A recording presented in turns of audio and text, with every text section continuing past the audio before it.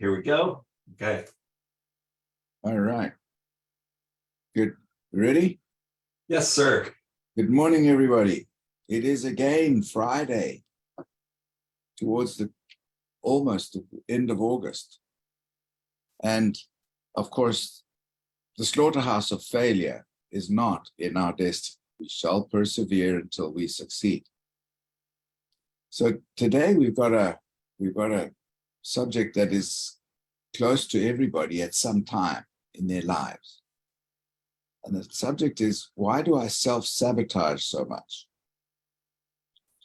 So this is actually a very fertile subject to look into, because we've got to look into our childhood. We've got to look into a lot of things.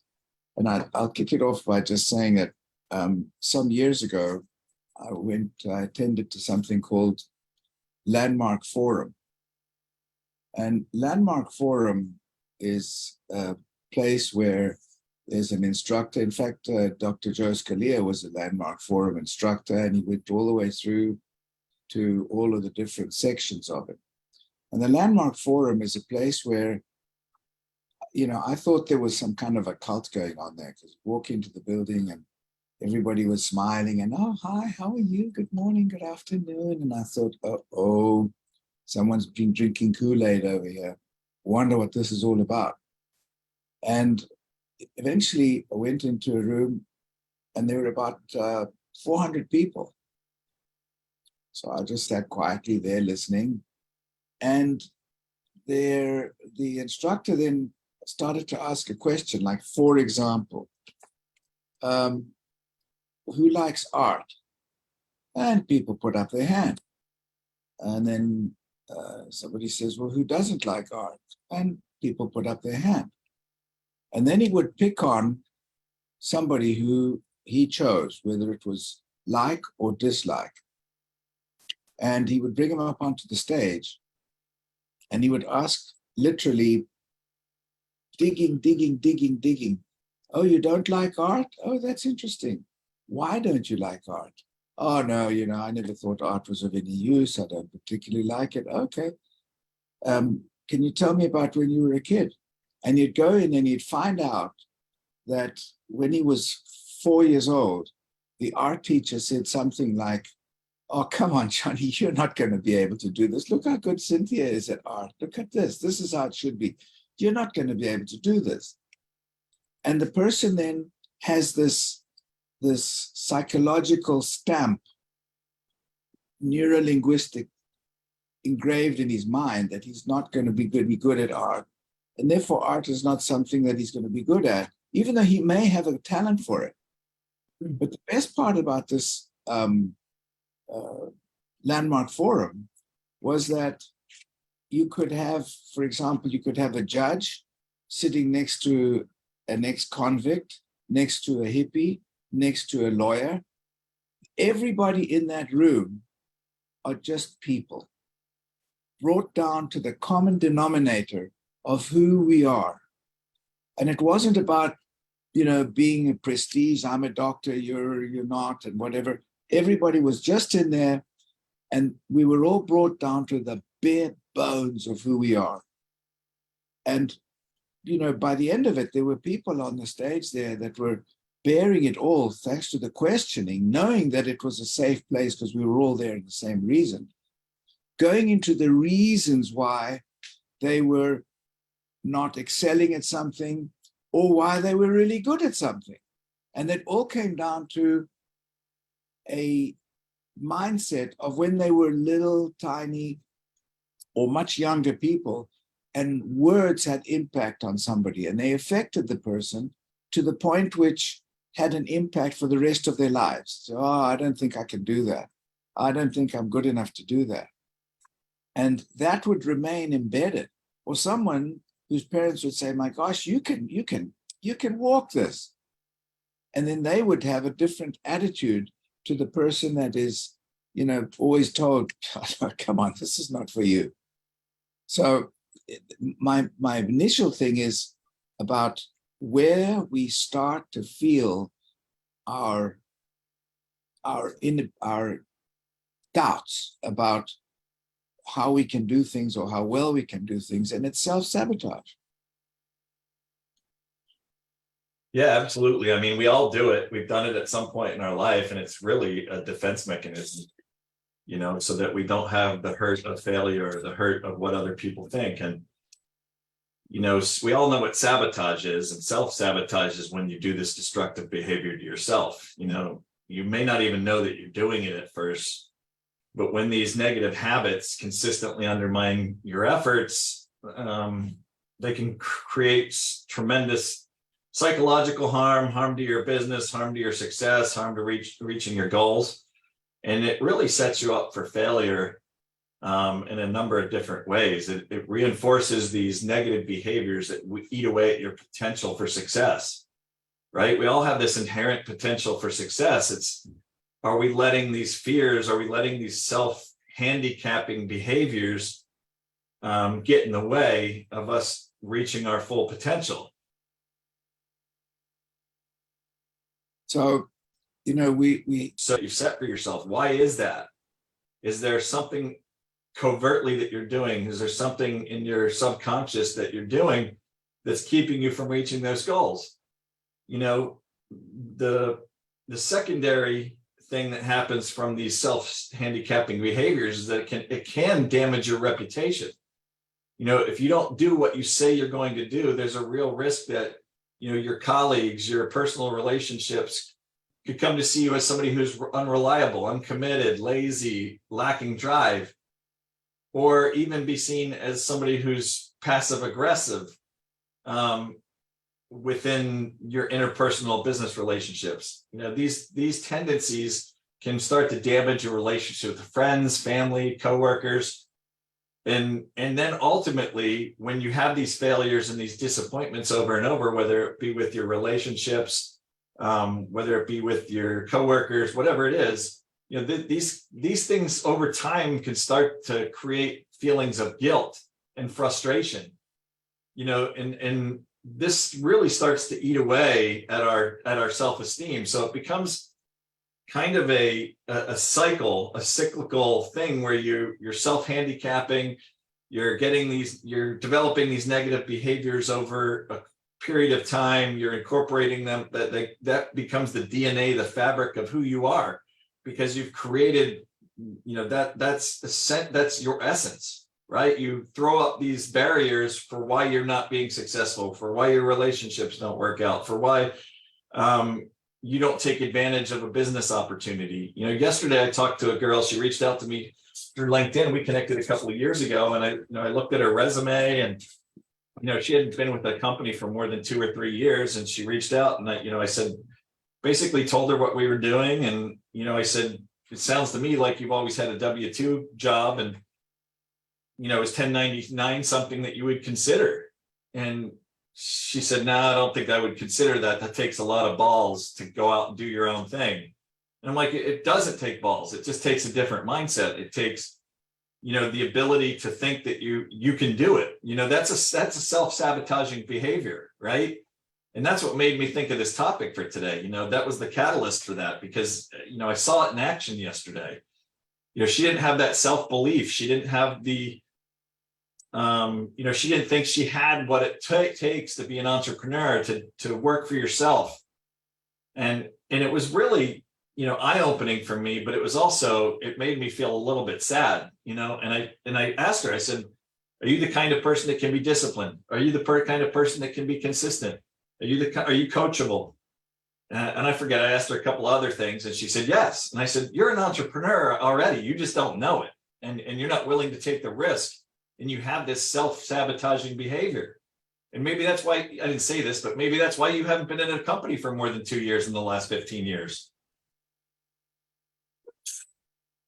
Actually, that's something you should have told her, because it's by having a dialogue, open dialogue, that people learn from, and people I think will respect you if you genuinely point out something that may be helpful. I would have told her that's probably why. I think it's a good reason. If I had a South African accent, I probably would have, because I would have gotten away with it. The other thing, also part of all this self-sabotage thing, is when other people think that you can do something and you try and you don't come up to their expectation. Could be a parent, a mentor, a partner who think you can do something and you don't come up to that expectation. So you don't try because you really don't believe you can do it.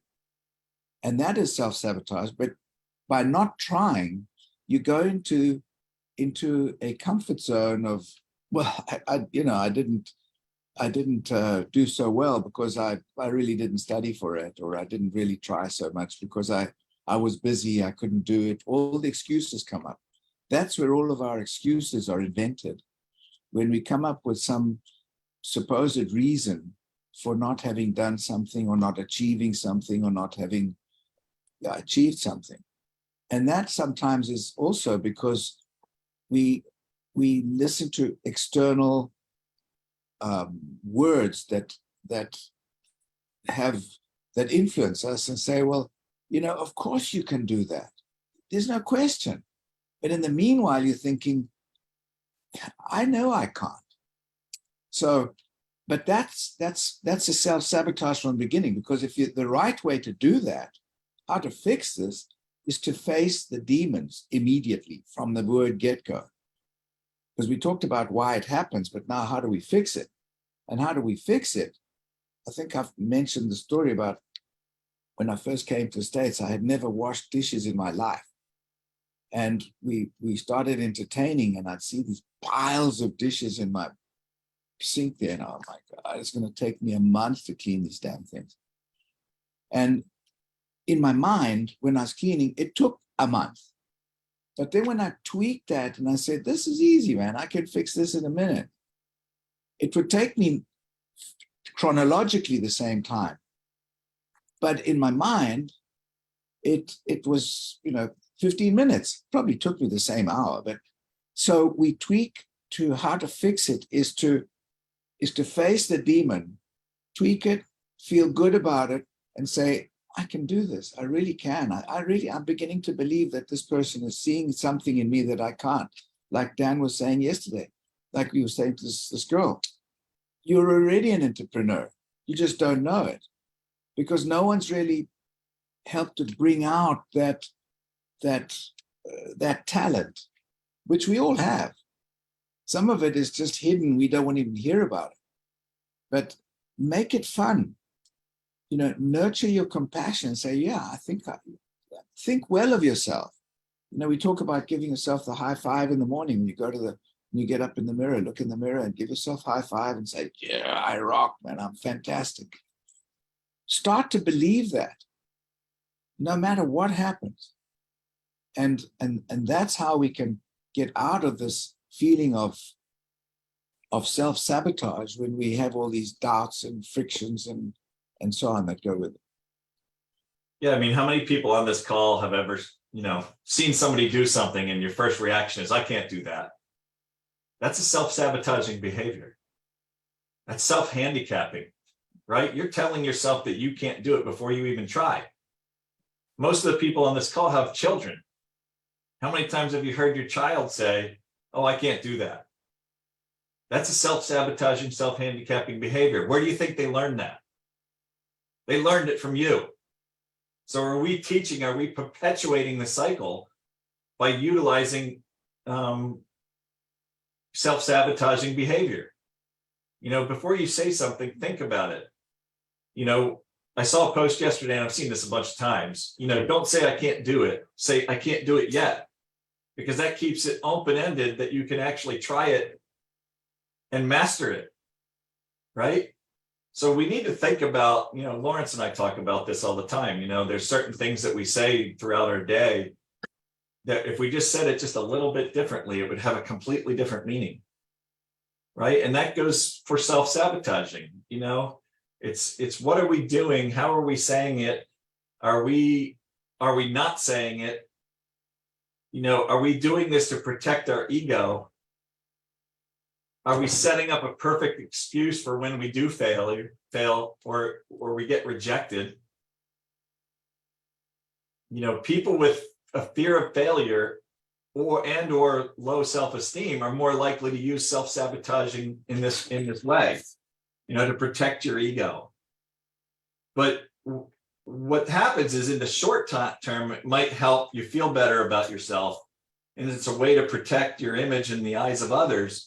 But in the long term, it's an inadvisable strategy, because in the long run, you're going to increase your chances of failure and rejection.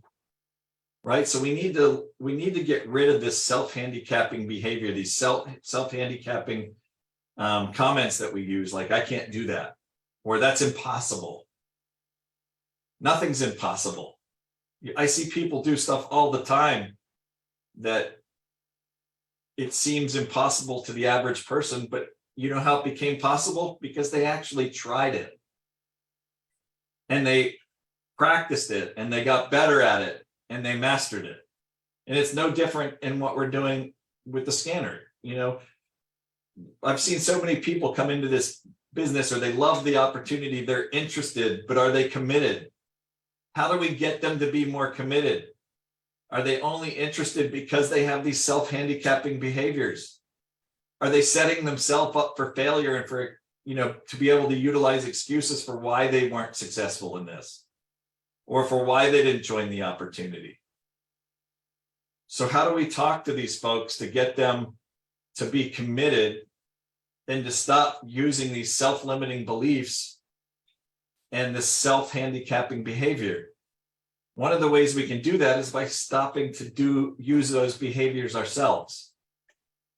And we're all guilty of it. I'm guilty of it at times. But for the most part, nothing is impossible to me. I can do anything I set my mind to.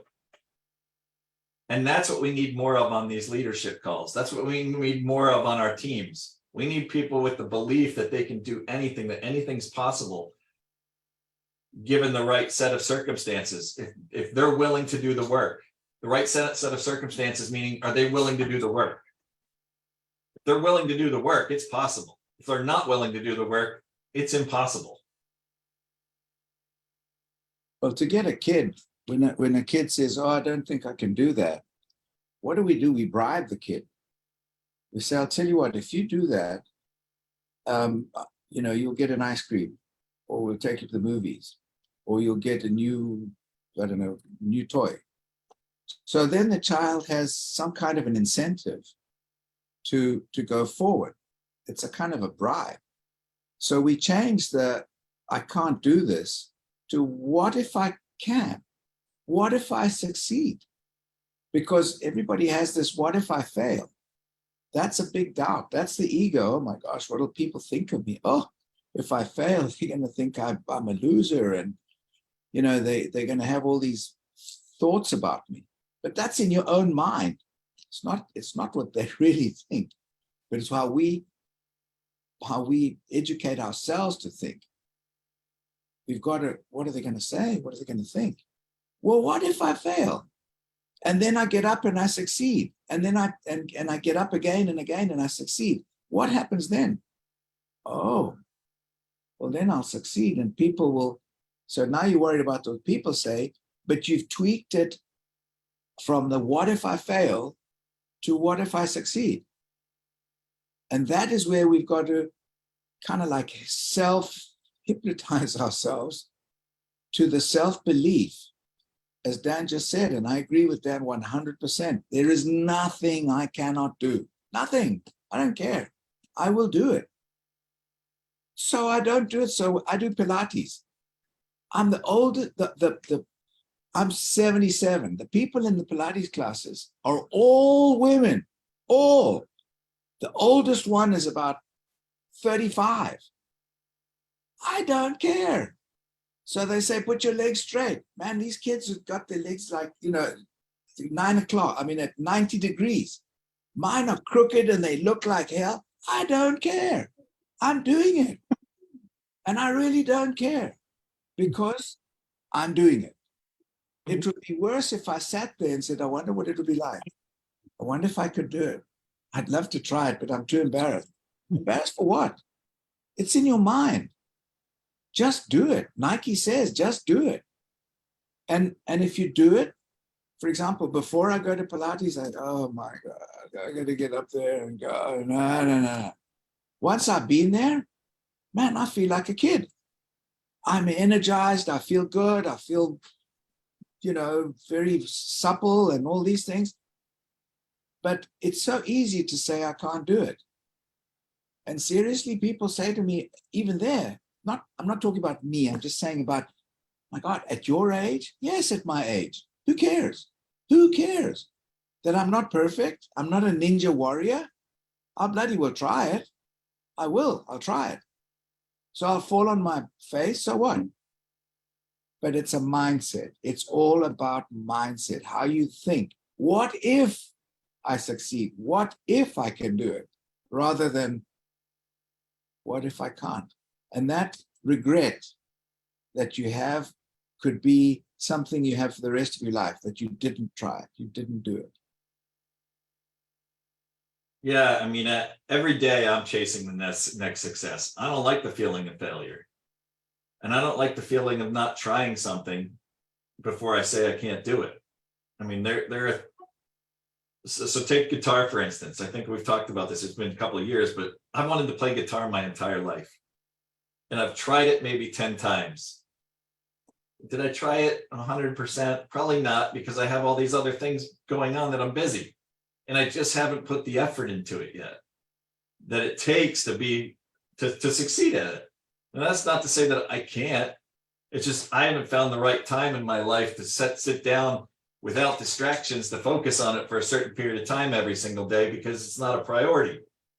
It's not a big enough a priority that, does this change my life if I can't play guitar? Not really. So I focus on those things that are life-changing for me, that are going to give me more time, give me more money, give me that feeling of success. And so if I have failures are great because we can learn from failures, but there becomes a point with a failure where you have to leave it behind. You have to put it in the back of your mind. You have to forget about it completely. Otherwise, it's going to drag you down. That becomes a precursor to self-sabotaging and self-handicapping behavior. So you don't let failure get you down. You move past it once you realize that the lesson from that failure, and you move forward. And you're constantly looking for that next success, constantly looking to hit that next benchmark in your goals, your strategy, where you want to be. Without bringing these self-sabotaging behaviors along for a ride. Get them out of your life. They're distractions. They're harmful. Think about how you're saying things. Don't say you can't. Don't say you won't. Say you will and you can, or yet you just haven't done it yet. Just on what you were saying about the guitar, we talk about people being at 12 o'clock to get in the business. It wasn't 12 o'clock for you. For that matter, me too, because I also undertook to do it. Also, the guitar right there, it's sitting behind me somewhere. And it wasn't my 12 o'clock. It wasn't your 12 o'clock. It wasn't that right timing that we just wanted to do it. And we also have to understand that when we talk to people in this business who are, not particularly interested at the time. And we take it as a personal rejection. We take it as a personal thing. Oh my God, I failed. No, it wasn't the 12 o'clock for that person. It wasn't that right moment for that person. So I just wanted to mention about the guitar thing. Dan, anything else? We got just almost time. If anybody's got anything they want to add, Dan, you got anything? I do. Go for it. So talk about mindset. So, I love the game of golf, and Scott Bennett talks about this all the time. So last Monday, I wrote in my little journal, I said, I'm going to break a 90 today. I'm going to shoot at 89. So the front nine, I shot a 46, and I went up the back nine and says, you know what, Dee Dee, you got to shoot a 43. And by God, I did it. Next day, it wasn't the same, but that's okay. But I did break a 90. So it's all about mindset. There you go. Doesn't matter what the endeavor is, if you come into it with a positive mindset, a growth mindset, and you get rid of those self-handicapping behaviors, those self-handicapping thoughts, it can make a huge difference. Anybody else? Didi, I'm going to take lessons from you in golf. I don't know about that one. It would be fun though. So anyway, just tweak the I can't or the self-sabotage to what if I can? And what would the results be? Visualize the reward rather than focus on the challenge. If you focus on the challenge, that's what grows. It becomes bigger all the time. But if you focus on the reward, it becomes bigger. So the reward right now, a challenge for everybody that is a reward, is Riviera Maya. Who's going to go to Riviera Maya? We've all got a possibility of going and taking our teams. We've all got that possibility. We've got to qualify by December. Let's do it. Let's all go to Riviera Maya. And before we do that next Thursday, let's all go to Utah. And let's all go and huddle in Utah and refresh and reinvigorate and get everything, back to tickety-boo. All right, everybody. Everybody have a great weekend. I hope you had a great week. Think positively this week, think growth mindset, less sabotage, self-sabotaging behavior. Next week, we're going to do something, talk about 99% perspiration, 1% inspiration. And we'll see everybody next Friday. Most of you, hopefully on this call, will be out in Utah. But we'll see you regardless. Thanks, everybody. Thank you so much, you guys. I needed to hear this morning. I was struggling a little bit, so thank you. Blessings to you. Li- Thanks, Likewise, everyone. Very inspiring, and hey, I'm doing it. Good job, Amanda. Thank you. Great job. Have a good weekend, everybody. Bye, buddy. Thank you. Thanks, guys. Yes. Thank